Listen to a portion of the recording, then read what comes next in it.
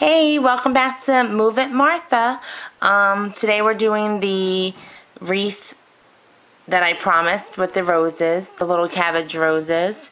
So I named my channel Move It Martha just because I feel like Martha's not the only domestic diva out there. Us girls deserve some love too. So I'm going to go over the supplies for the project. I always want to give credit where credit is due.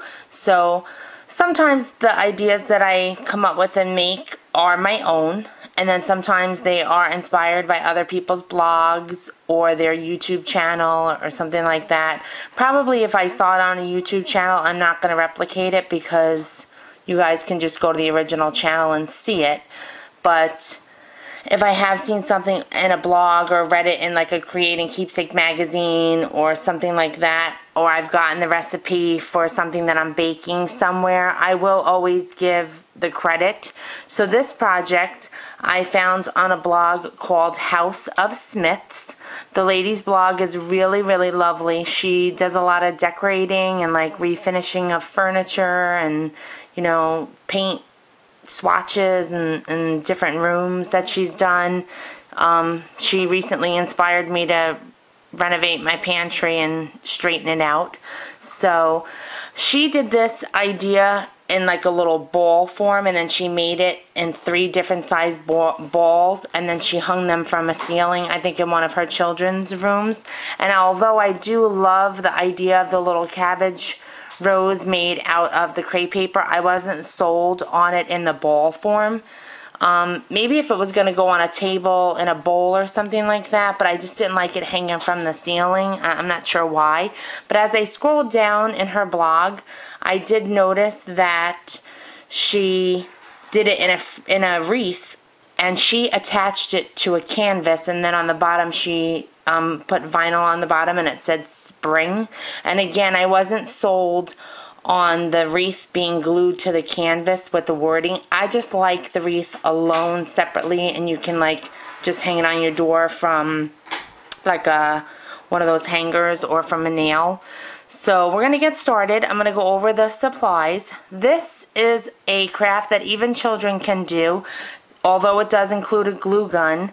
If you don't want your children using a glue gun, you can always use glue dots. If you're not familiar with glue dots, they come in all different sizes. They're super, super sticky, especially if you use it on a thin paper like crepe paper. It will really make it stick.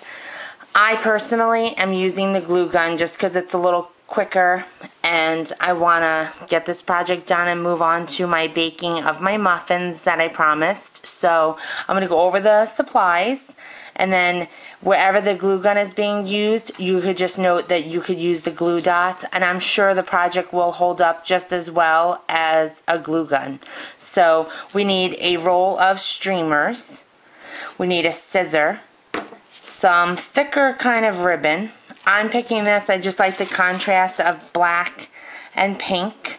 We need a form of a wreath. I like this wreath because it has a modern shape to it. It's kind of like rounded on the edges versus being square, but you could use the square kind. You could use a green wreath, even though that's from more like of a kind of like the fake flower type of thing. I just like the shape of this, and I like that it's not that big, so it's not going to take that many flowers to fill up, but it still will look really cute. I believe I got this wreath form in Michael's, but I have seen wreath forms at the Dollar Tree, so you could always check there if you're on a budget, and I'm almost positive you could get streamers at the Dollar Tree also, but you might have some left over from a party. Don't we all have some streamers at some point that we used for a project, and then we're like, what are we doing with these 3 other spools of streamers? This is a lovely, lovely project. It's nice for Mother's Day to hang it on a door. It could go in a kid's room. I think I might hang it on the outside door of my craft room. We'll see. I'm not exactly sure what I will be doing with it. I might give it away as a gift, but we're going to start with the look of the flower. This is how the flower looks. It's kind of like a cabbage rose. and then you just, as you start making a bunch, you just start hot gluing them onto the wreath. So I'm going to put that aside, and then I'm going to go over the process of doing the streamers. I've already pre-cut the streamer. I took my whole spool and just cut the whole spool because I'm probably not going to save a half a spool of streamers if I had any left over. So we're going to take it and we're going to cut it in 24-inch lengths, and then we're going to take it and just crumple it up, and then we're going to flatten it back out.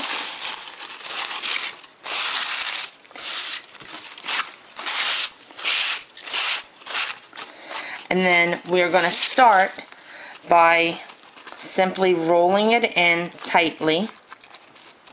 Once you've got it rolled a few turns, we're going to add a spot of hot glue. Again, if you're doing this with children, you're going to want to use a glue dot. I like to glue it kind of at the top, just because we're going to cut this after to make it a little flatter so it fits on the wreath. But if you're going to use it for a different purpose and you want the flower to be like this deep, then I would glue it down here. But I glued it here because we're probably going to cut about that much, this much off of it. So I glue it more at the top. So once we get it tightly rolled, now we're going to loosely roll it. And I like to fold the top out a little bit once I get going with it, just so that it looks a little bit more real. If you just kind of roll it in, you can see it's just kind of like, almost like rolling a cigar or something like that. So I like it to be a little looser, and then I turn the outsides, the top of it, out a little bit. So once we get that kind of rolled, sometimes you have to kind of roll it all in and then roll it out. You just got to play with it a little bit. But I like to just keep it going and then just be real loose with it as you're going. Sometimes I've rolled it all the way and then I've had to unroll it and redo it because it just kind of wasn't falling right. Whoops. So you just, once you make one, then you just kind of get on a roll, and making more is not as hard. But what you need to do is, as you're rolling it, see I rolled a little bit, now I'm going to unroll it and put another dab of glue. You've got to glue it every so often, otherwise when you go to cut it later, it might just all unravel. So you've just got to keep rolling and gluing.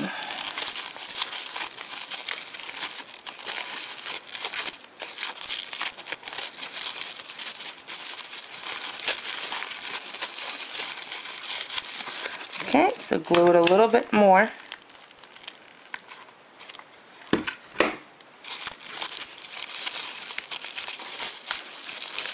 And sometimes when you're done with the flower, you're like, "Oy, what does this look like?" But I promise you, once you have them all together, they really do look like flowers and not just rolled up streamer paper. It really does start to take some shape and look like a flower, especially when they're put all together. So once you have that all done, you're just going to keep rolling all of the streamers, all your strips, and then you're going to start to glue them on the wreath like I did. I showed you in the beginning, I glued about 5. So maybe make about 5 and then glue some to your wreath, and then keep on going like that.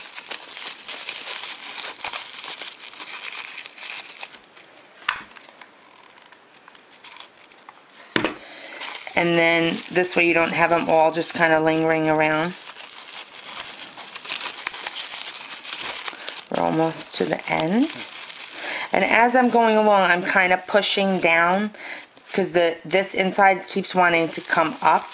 So I just keep rolling it down and just be real loose about rolling it on the outside so that your flower can get nice and full.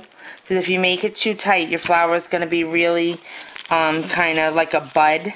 You want it more like a blossomed cabbage rose.